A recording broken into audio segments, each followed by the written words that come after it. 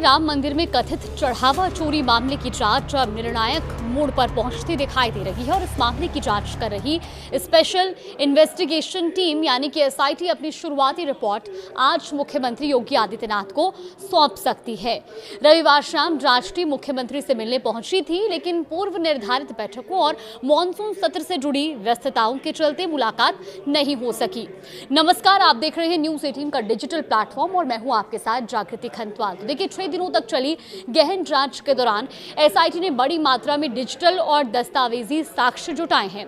जांच से जुड़ा पूरा डेटा 7 पेन ड्राइव में सुरक्षित किया गया है और सूत्रों के मुताबिक जांच के दौरान करीब 150 संदिग्ध लोगों के नाम सामने आए हैं, जिनमें से लगभग 25 लोगों पर कार्रवाई की संभावना जताई जा रही है। अब जिन लोगों से एसआईटी पूछताछ कर चुकी है, उन्हें अगले आदेश तक कहीं बाहर ना जाने की चेतावनी भी दी गई है और इस सूची में श्री राम जन्मभूमि तीर्थ क्षेत्र ट्रस्ट के महासचिव चंपत राय और ट्रस्टी डॉक्टर अनिल मिश्रा का नाम शामिल बताया जा रहा है। जांच के केंद्र में राम मंदिर परिसर में प्रभाव रखने वाले रामशंकर यादव उर्फ टिन्नू भी रहे हैं। एसआईटी ने उनसे लगभग हर दिन पूछताछ की और इतना ही नहीं, उनके करीबियों, रिश्तेदारों और उनसे जुड़ी संपत्तियों की भी जानकारी जुटाई गई है। अब इन 6 दिनों में जांच टीम ने सीसीटीवी फुटेज, चढ़ावे के प्रबंधन से जुड़े रिकॉर्ड, दान राशि की गिनती की प्रक्रिया, बैंक में पैसा जमा कराने के तरीके और वित्तीय लेन देन से जुड़े लगभग हर पहलू की बारीकी से पड़ताल की। जांच के 6ठे दिन टीम ने सभी आरोपियों और संदिग्धों के बैंक खातों की जानकारी भी हासिल की है और इसके बाद सभी साक्ष्य अपने साथ लेकर टीम लखनऊ रवाना हो गई। जांच का दायरा सिर्फ वर्तमान घटनाओं तक सीमित नहीं रहा है। एसआईटी ने मंदिर के दान पात्रों की धनराशि के उपयोग, कथित अनावश्यक खर्चों और भूमि खरीद से जुड़े मामलों की भी समीक्षा की और इसके लिए साल 2021 तक के रिकॉर्ड खंगाले गए और बैंक अधिकारियों से पूछताछ भी की गई। अब सूत्रों के अनुसार ट्रस्ट के महासचिव चंपत राय और ट्रस्टी डॉक्टर अनिल मिश्रा पर कार्रवाई लगभग तय मानी जा रही है और दोनों को उनके पदों से हटाए जाने की संभावनाएं भी हैं। हालांकि अभी तक इसकी कोई आधिकारिक पुष्टि या कोई आधिकारिक जानकारी नहीं दी गई है।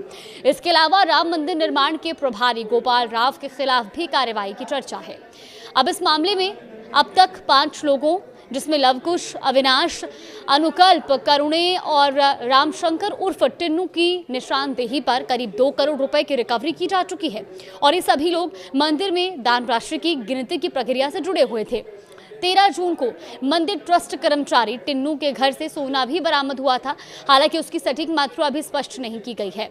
अब इस पूरे विवाद की शुरुआत तब हुई जब समाजवादी पार्टी सरकार में मंत्री रह चुके पवन पांडे ने 7 जून को दावा किया कि राम मंदिर से 5 से 7.5 करोड़ रुपए तक की चोरी हुई है और इसके बाद समाजवादी पार्टी प्रमुख अखिलेश यादव ने भी सरकार की चुप्पी पर सवाल उठाते हुए कहा कि मामले की जांच अदालत की निगरानी में होनी चाहिए।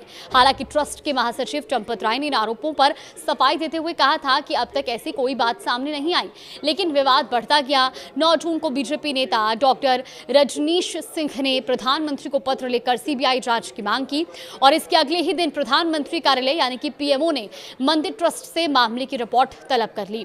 अब इस बीच राम जन्मभूमि मंदिर निर्माण समिति के चेयरमैन और पूर्व आईएएस अधिकारी नृपेंद्र मिश्रा का बयान भी काफी चर्चा में रहा। उन्होंने कहा कि राम मंदिर के चढ़ावे पर खुलेआम डाका डाला गया है। उनके अनुसार ये लोगों के विश्वास के साथ बहुत बड़ा विश्वासघात है और मंदिर का पूरा प्रबंधन बदल दिया जाना चाहिए।